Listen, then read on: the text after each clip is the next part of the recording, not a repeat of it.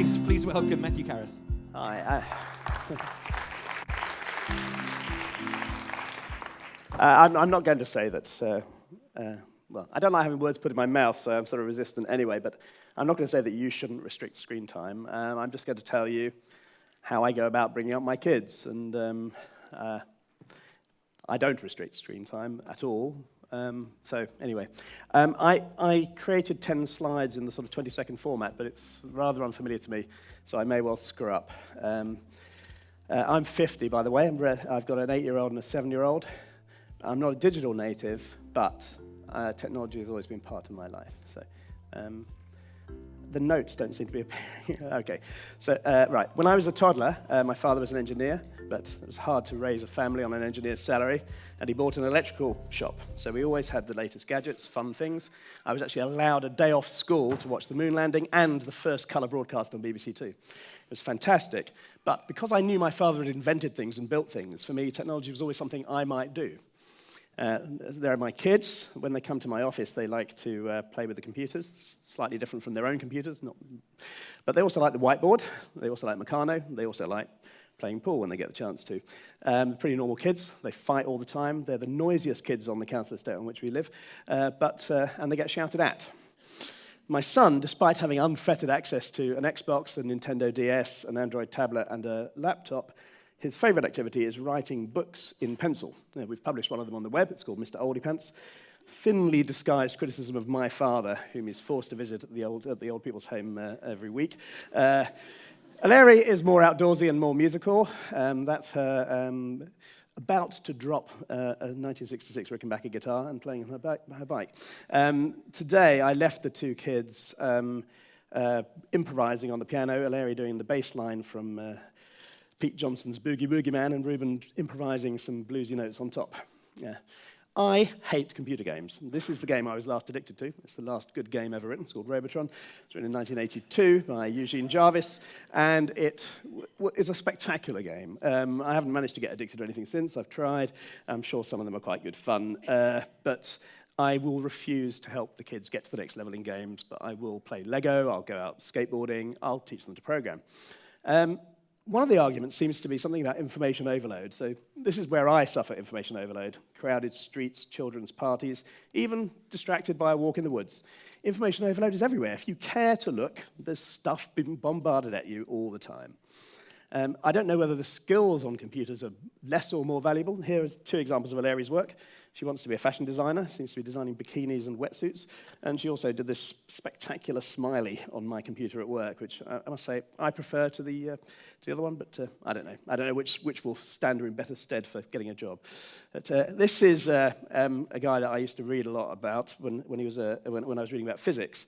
Turns out he's got some radical opinions about kids as well, and he's founded the Taking Children Seriously organization.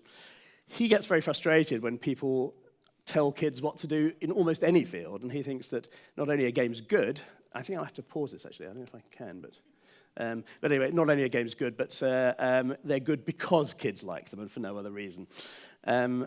My son, I was slightly worried about when he was little. He was a late talker. He once sat a friend of mine down in front of the washing machine and forced him to watch the entire wash cycle from beginning to end. I was also once worried about my daughter. She wanted to quit piano lessons. So I let her. Then I showed her some clips on YouTube of a Mozart sonata, of Cecil Taylor doing some free improvisation in a crazy fashion. But the one she really liked was Albert Hammond's. And so that's what she loves doing the most, is learning to play boogie-woogie bass lines. She can't play them with one hand. I got her a book called Boogie Woogie for Small Hands, but it didn't have the proper bass lines, so she plays them with two hands while I improvise at the top. And that's kind of our life. You know, we do a lot of fun things. We do a lot of creative things. We do a lot of fighting. We do a lot of shouting. We go climb mountains. Some of the things we do involve screens. I don't make a big distinction. It's just screens are just part of the environment. They're a bigger and bigger part. I can't imagine why anyone would restrict access to them. I can't imagine why anyone would restrict access to books or to mountains. They're just stuff. Yeah. That's it. These are real issues for real parents, and today is a day of talks, of shared experiences and inspiration for parents by parents. First of all, don't overpraise your children for success. Secondly, don't over-rescue them, particularly don't over-rescue your girls. Thirdly, and this is a big cliche around at the moment, allow them to be bored, because boredom is the engine of imagination. A year or so after the bullying started, 8-year-old me, that was when I discovered programming properly. And it was a new world of things for me to explore, things to learn, and problems to solve. You say Minecraft is like crack for children? I'm not surprised that people love it so much. The one thing that we worry about only is the amount of screen time they have. And we've had the rules, we try to be consistent when we rewrite them. And then along came this game called Minecraft. This is an exercise where you ask where dad just gets to be completely controlled. Lift your left arm, take a step forward. I don't make a big distinction. It's just, screens are just part of the environment. They're a bigger and bigger part. I can't imagine why anyone would restrict access to them. I personally believe that children under 5 don't need it. That's my belief.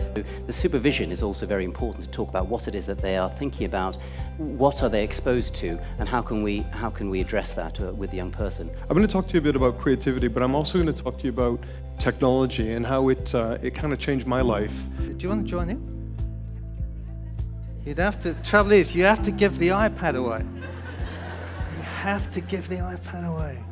I saw that and thought, hang on, schools are teaching creativity out of children. We have a system.